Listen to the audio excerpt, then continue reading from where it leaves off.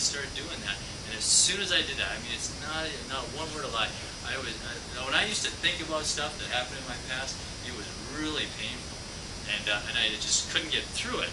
But as soon as I made that phone call to him, that stuff was gone instantly. I mean, I would think about that stuff with nothing. I mean, no emotion attached to it whatsoever. It was just amazing to see it, and that's the kind of healing that can happen through some of the stuff that Tom will talk about tonight. So I hope that didn't put too much expectations on you, but it did change my life, and it can change, if anyone else is dealing with that too, it can change your life. So I'm going to bring Tom up, and he's going to talk more about what it is that he does. So everybody, let's welcome Tom. Hello, everyone. Hi. Well, while Aaron's doing that, just a little background on myself. I've been doing this ministry for about 9 years, advanced ministry. Thank you. And starting with my own healing. So, my path to healing started through all my own stuff, and I was a mess. And so, a lot of this stuff that I'm going to talk to you about are things that I've personally been through, and I felt people walk through some pretty significant things in their life, and how that has to go on. So, I want to thank Dr. Aaron and Christine. I'm so excited about what you guys are doing here at Vallejo. It's just this community is very blessed to have you guys here, and I'm really glad the things that you shared tonight are really fall in line with some of the things that I have come prepared to speak about. Question: what do all of these have in common? They're emotional. Good, Mark. What else? Negative, yeah. These things here are the leading cause of death on this planet.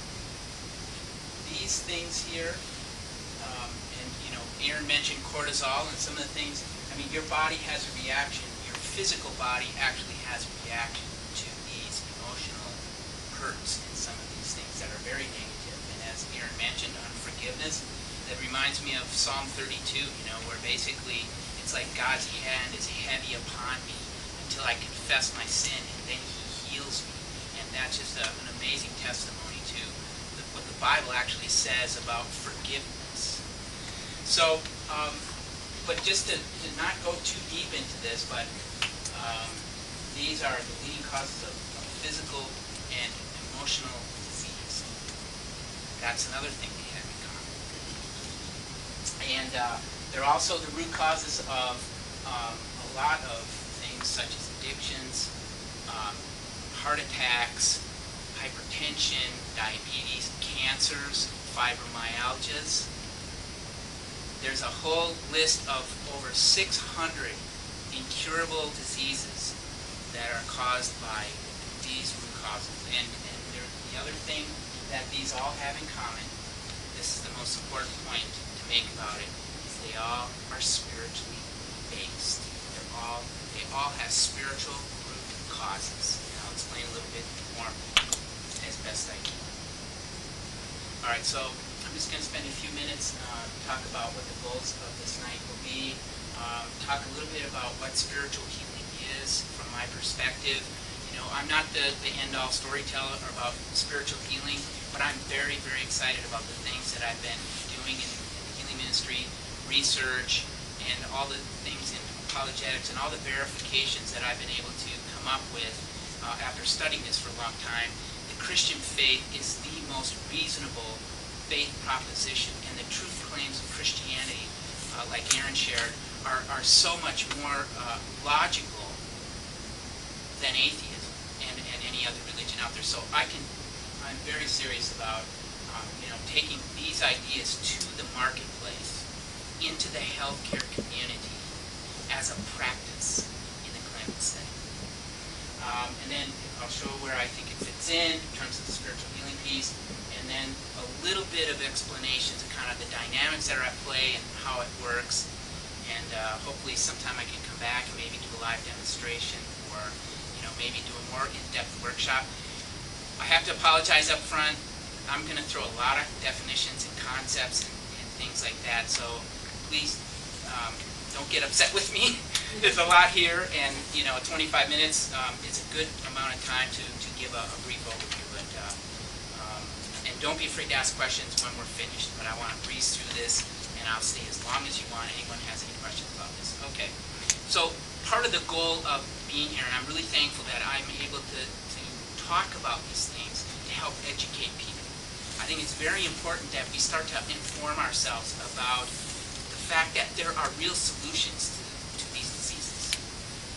They are real solutions that have been largely untried, and definitely untried in the psychotherapeutic community and in the physical health practices.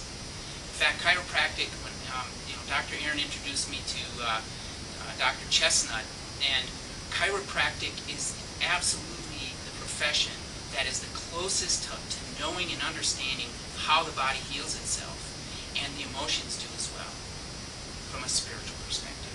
So I really believe that sometime in the future that we'll be working together on many different levels. I really believe that this type of ministry needs to be integrated into the wellness practice, and I would call that whole health practice.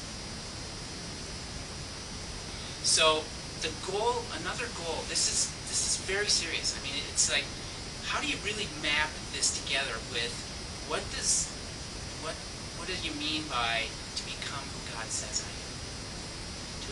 What does that mean, to become who God says I am? Think about that for a second.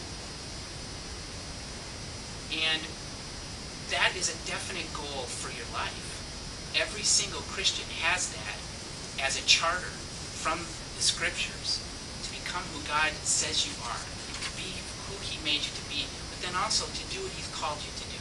Like Aaron said, if you're not willing to die for a cause, God will give you a cause to die for, and you'll be happy about it, and you'll be excited about it as soon as He has a hold of all these areas of your life that we're going to talk about.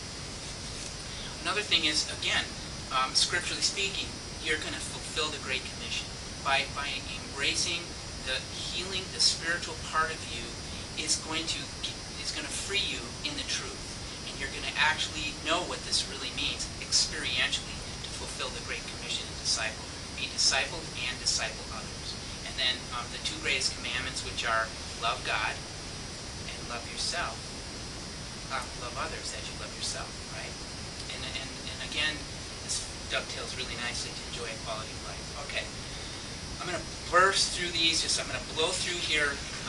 This is so that I have a little bit of context within which to share how this actually works. So this is a whirlwind tour. This is like Chef, going around the world in 80 seconds.